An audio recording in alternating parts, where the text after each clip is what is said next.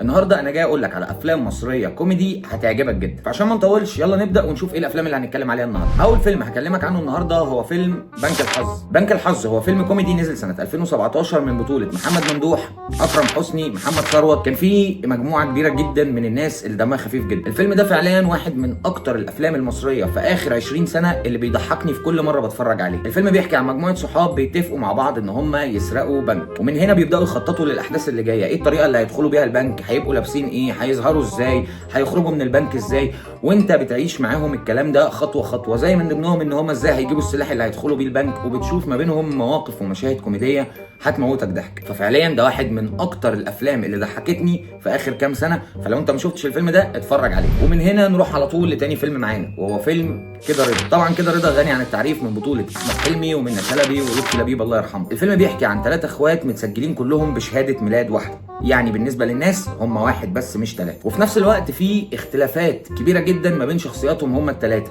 واللي هم بيندرجوا في البرنس وبيبو وسمسم. البرنس هو الشقي اللي فيهم بتاع الصياعه والخناق واللي بيخلص كل حاجه بايديه وبالعنف، وبيبو الشاب اللي بيهتم بالكوره وبالروشنه وبالخروجات والفسح. اما سمسم فهو الدحيح بتاع البيت، هو اللي بيقعد يذاكر، بيحاول يشتغل، محترم جدا، ما بيغلطش في اي حاجه، ما مش بيشجعهم على اي حاجه غلط هم بيعملوها. ومن هنا بتبدا قصتهم هم ال3 لما بيحبوا ال3 بنت واحده، فبيحاولوا عشانها يعملوا حاجات كتير ما كانوش متوقعين ان هم هيعملوها. في وسط كل ده بقى انت بتعيش معاهم مواقف كوميديه هتموتك ضحك، فصدقني ده واحد من احلى الافلام. فلو انت ما شفتهوش ما ينفعش تكون ما شفتش فيلم زي ده. ومن هنا نروح للفيلم اللي بعده وهو فيلم من بطوله محمد هنيدي ونزل سنه 2012 بعنوان تيتا رهيب. للاسف وانا بقول الكلام ده وانا متضايق ان محمد هنيدي تقريبا دي كانت اواخر الافلام بتاعته اللي بالنسبه لي علقت معايا او نجحت. الفيلم ده فعليا كل ما بتفرج عليه انا ما بزهقش منه، في مواقف كتير جدا كوميديه هتعجبك وهتحبها جدا. الفيلم ده بيحكي عن معاناه رؤوف، واللي المفروض كان عايش مع جدته من وهو صغير، وجدته دي طبيعتها ان هي شديده في معاملتها جدا،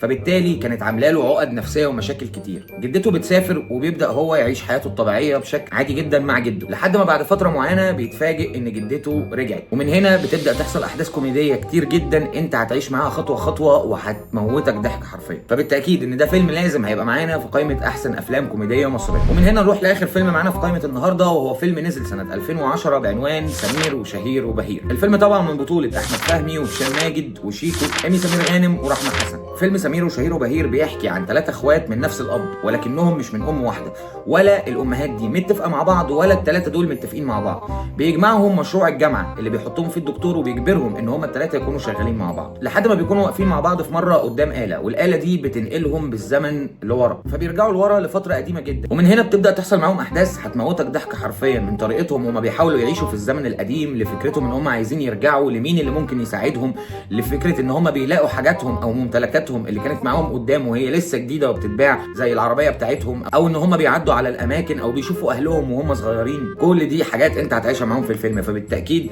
ده واحد من اكتر الافلام اللي هتموتك ضحك وهتحبها جدا، ولازم طبعا يكون في قائمه افضل افلام كوميديه مصريه. الافلام اللي انا قلتها لك النهارده في منها افلام كتير جدا معروفه، ومش شرط ان انت تكون ما شفتهاش، ولكن القائمه دي هي قائمه لافضل افلام كوميديه اتعملت في مصر، فبالتالي القائمه دي هيكون ليها اجزاء تانية كتير، وهنتكلم فيها عن افلام جايه كتير تاني. ولو في النهايه في فيلم من اللي انا قلتهم انت ما شفتهوش، فصدقني انت مفوت على نفسك كتير جدا. روح اتفرج على الفيلم اللي انت ما شفتهوش وصدقني هيعجبك جدا. وبكده ابقى انا قلت لك على القائمه بتاعت النهارده. ما تنساش لو الحلقه عجبتك لايك شير سبسكرايب، ابعت الفيديو ده لاصحابك، سيب لي رايك تحت في الكومنتات في الافلام دي لو انت شفتها، وقول لي رايك فيها ايه، ولو انت عندك افلام تانية رشحها لي في الكومنتات عشان نبقى نحطها في الحلقات اللي جايه. واستناني في الحلقات اللي جايه عشان هقول لك على حاجات اجمد بكتير جدا. اشوفك الحلقه اللي جايه، سلام.